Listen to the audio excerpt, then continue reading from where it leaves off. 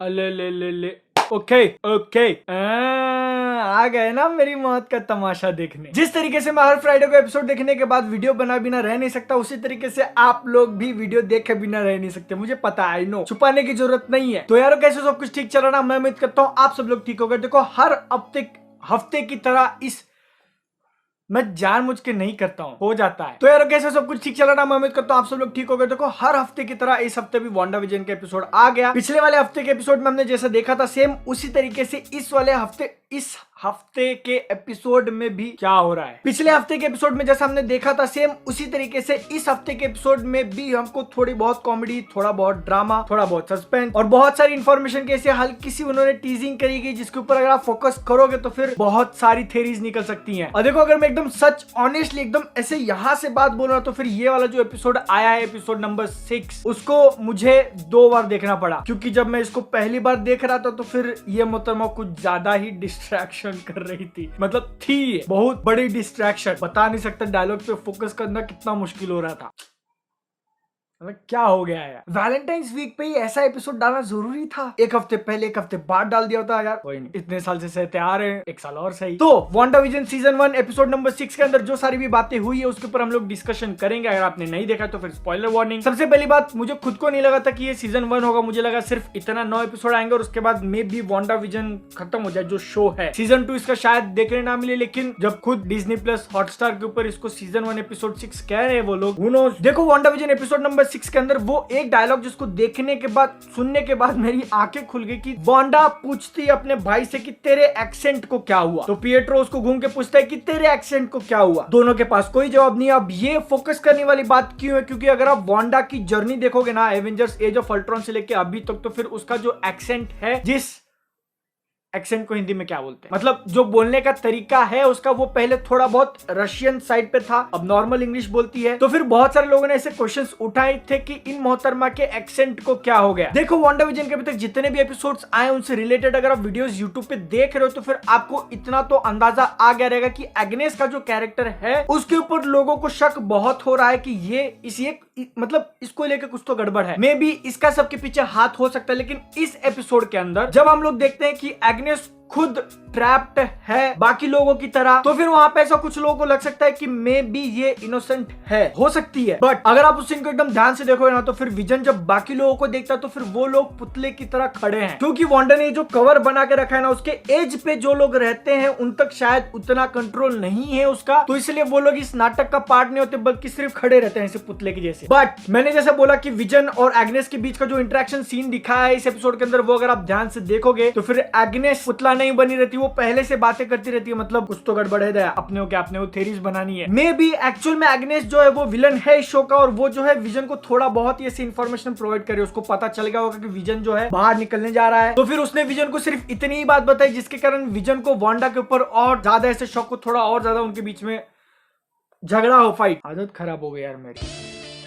लेकिन अब जब विजन की बात निकल गई तो फिर वांडाविजन के इतने एपिसोड देखने के बाद ऑलमोस्ट सबके माइंड में क्वेश्चन आया होगा कि ये जो बाउंड्री क्यों बोल रहा हूं, हेक्स नाम दिया गया उसको, उसके बाहर अगर विजन निकल गया तो फिर उसका क्या होगा। क्योंकि हमको पता है कि वो एक्चुअल वर्ल्ड में मर चुका है, अंदर रहते वक्त ही सिर्फ वो जिंदा है, तो फिर बाहर निकलने के बाद जिंदा रहेगा मर जाएगा, जिंदा रहेगा, हु नोस। तो इस क्वेश्चन का आंसर हमको ऑलमोस्ट एपिसोड नंबर 6 के अंदर मिल गया, जिसमें एक्चुअल में विजन बाहर निकलने की कोशिश करता है, लेकिन शायद वांडा का ये जो पावर है वो इतना स्ट्रांग है कि वो उसको अंदर खींच रहा है टुकड़ा टुकड़ा, जिसके कारण विजन एक्चुअल में मर जाता है अगर आप ध्यान से देखोगे तो। दूसरी बार, पहली बार थैनोस ने मार दिया, दूसरी बार पागल लवर ने, सठिया आ गई है। लेकिन ये जो वांडा ने अपनी खुद की दुनिया बना के रखी है उसको लेके एक और बहुत ही इंटरेस्टिंग इन्फॉर्मेशन को मिली एपिसोड नंबर 6 में, जिसमें डार्सी मोनिका को ये बात बोलती है कि तू उस बैरियर के 2 बार आर पार हो चुकी है। अब आप कुछ ऐसे कंफ्यूजन हो सकता है कि 2 बार कब हो गई, तो पहली बार जब वो अंदर गई थी, दूसरी बार जब वो बाहर आई थी, 2 हो चुका है, जिसके कारण जो एनर्जी है उस हेक्स फील्ड के अंदर उसने मोनिका के सेल्स को भी बदल के रख दिया, जो कि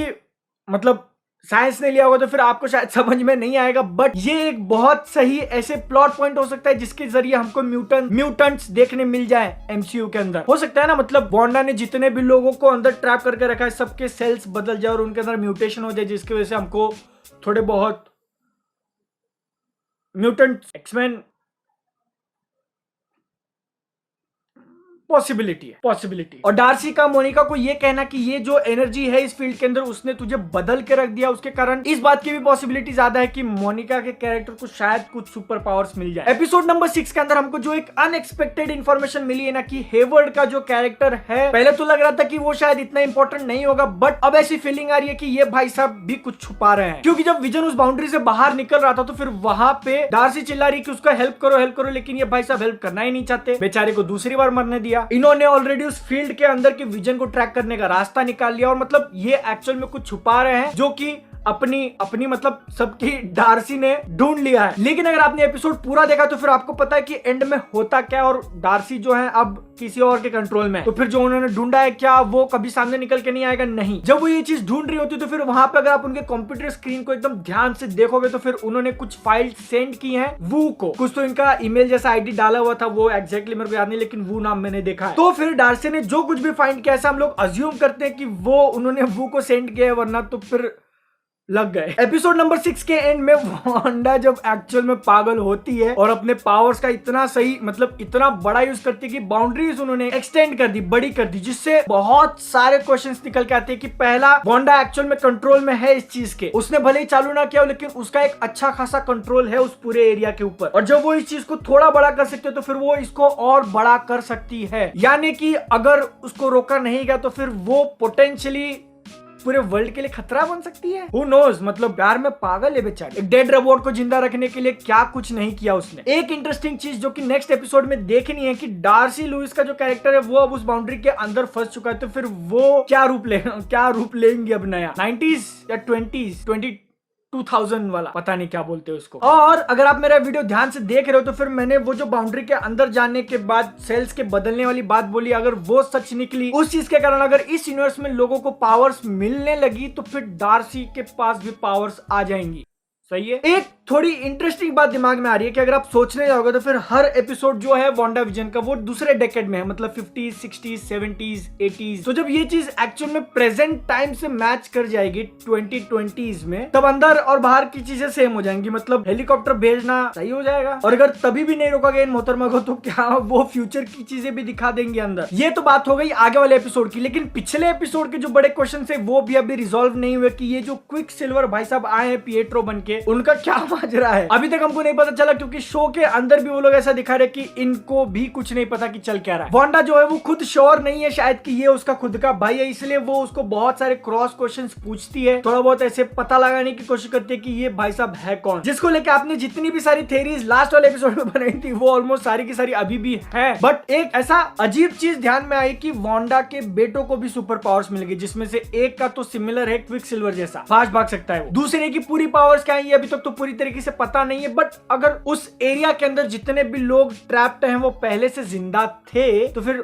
वांडा के बच्चे पहले से तो नहीं थे। अगर ये सर्कल एक्चुअल में बंद हो जाता है उनका क्या होगा? क्या उनके जाने के बाद वांडा और सठिया जाएगी? क्वेश्चंस ही क्वेश्चंस, और इन क्वेश्चंस का आंसर भी हमको जरूर मिल जाएगा। तब तक के लिए वेट करना पड़ेगा, और वेट आप कैसे करोगे? वांडा विजन एपिसोड नंबर 6 को वापस देख के, क्योंकि मतलब वांडा जो है अपने ओरिजिनल कॉस्ट्यूम में, कॉमिक्स में जो उसका ओरिजिनल कॉस्ट्यूम था वो उसमें आई है, तो फिर देखना बनता है। और सिर्फ वांडा ही नहीं बल्कि विजन भी अपने कॉमिक बुक वाले कॉस्ट्यूम में आ गए थे, क्विक सिल्वर भी आ गया था, थोड़ा बहुत सस्ते लेवल का जरूर था बट देखने में मजा आया। सबको नहीं, बस